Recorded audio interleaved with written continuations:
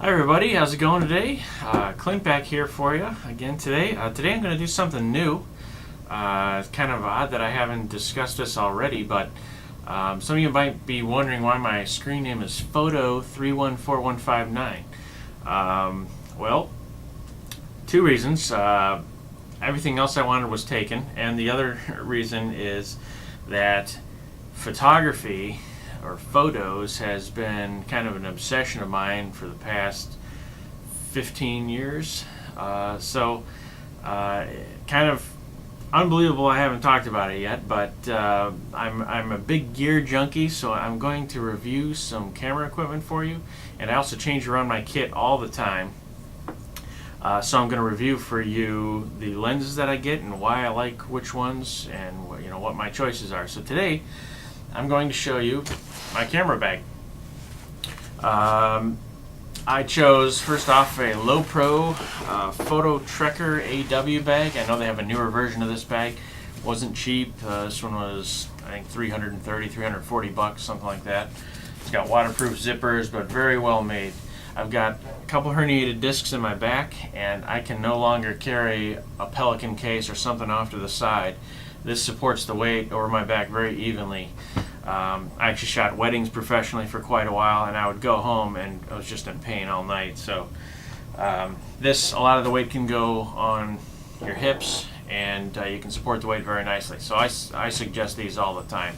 I've had a bunch of different bags. But anyway, let me show you what's inside it. Okay, well, here you can see inside the bag. One thing that's nice about it is it's got lots of different compartments, and you can configure them any way you like. These are all removable with Velcro, so it's very easy to configure. Let's start with the camera system here. At the moment, I have a D300 camera with the vertical grip, bubble level. And the lens on here is the 105 f2 DC defocus control. This is my portrait lens. Now, I told myself, I'm not going to upgrade every camera model as they come out because you lose money every time you upgrade a camera. The camera body, they depreciate quite a bit. Lenses don't. Lenses actually only go up in price that I've seen from Nikon. So. I'm investing the money in the lenses. That camera, though, I did not get the D700. I said I got to skip a model because I used to get every model as they came out. So I'm glad I did because I have a D800 on order, and that seems like it's going to be the greatest camera of all time. So we'll see. Anyway, I've switched around my philosophy a little bit. I used to have zooms for everything. I've had 17 to 55 2.8. I've had the 70 to 200 VR lenses. Lots and lots of lenses. But I'm simplifying. I'm going down to a prime situation. So right now I have the 105 for portraits. I have the 50 millimeter 1.4 AFS.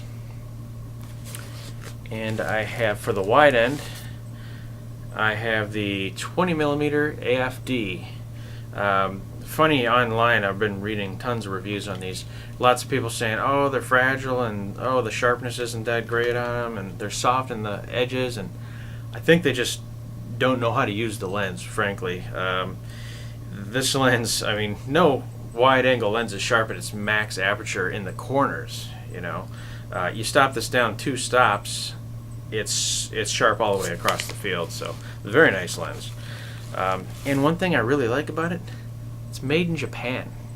It's quality piece of equipment. All the new stuff, for some reason, not all of it, but a lot of the new stuff is coming from China, and it's plastic, and that just kind of bothers me some.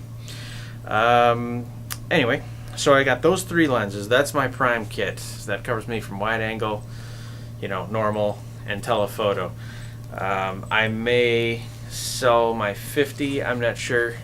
Get maybe like a 35 or that new 28 coming out seems pretty nice. Because I don't use a 50 all that much, and I may get an 85 too. I don't know, or maybe the 24 to 70 again because that's a pretty sweet lens. You could get by with a 24-70 and a 105 for pretty much any situation you'd need to be in, except bird or wildlife photography. Those you'd need a longer lens. For flashes or speed lights at the moment, I have an SB800. Still a great flash. I have an SB900 in the case here. Very nice flash. I have not experienced any overheating problems like people say. I mean, you just don't shoot at ISO 100 in the dark, full power, non-stop, and your camera flash won't shut down on you. Any normal situation, it's not going to overheat. I've got the my ball head here for my tripod. This will be on the tripod when I get another set of legs. Right now I've got my video head on my tripod, so this is in my bag. This is a Kirk Enterprises BH1. It's my favorite. I've had the Really Right Stuff head. Excellent quality product, but I just prefer the ergonomics of this one better. So I sold this one to get the Really Right Stuff, then I sold the Really Right Stuff to buy this one back. So this is still my favorite ball head. I've tried a lot of them. I've had Manfrottos, Gizos, lots of stuff, and that's my favorite head. In here I've got the hoods for both the 20mm and the 50mm. Over here I have, this is the 105 f2.8 micro Nikkor. Awesome lens. This lens is really amazing. On PhotoZone, I don't think there's a single lens that scored higher in optics. The resolution, vignetting, distortion, all off the charts. This is a great lens. One thing I will note, it is made in China now, as of 2010, I think. This part of the body is now plastic. This bottom piece is still magnesium, I believe, and so is the focusing ring, but it irks me a little bit, so I'm not sure if I'm going to keep this one. But it is VR, opens up to 2.8, and the portraits, I bought it for portraits. I don't even do close-up photography. The portraits I've seen are pretty amazing with it. But anyway, in the top of the pack, I've got a Stingray graduated neutral density filter and holder. Yeah, I've got the Cookin holder here. Galen Rowell filter, graduated neutral density for those sunset shots where you need to get the foreground exposed well too, not just the sky. I've also got up here, I've got 77mm polarizer and a 52mm polarizer. I have also a 58mm 8-stop neutral density, so if I'm in bright sunlight, I can still shoot the 50mm wide open and get that background blur, the bokeh. And then up here I've got various different size memory cards with various different write speeds. So that's my bag as of right now. I will update as I go, and I'll show you some new lens comparisons too, and some pictures that I've taken with them. I'm going to be doing some fashion shoots. That's primarily what I'm going to be doing this summer. And we'll see if I can't take you guys along for some. So thanks for watching, and we'll see you guys next time.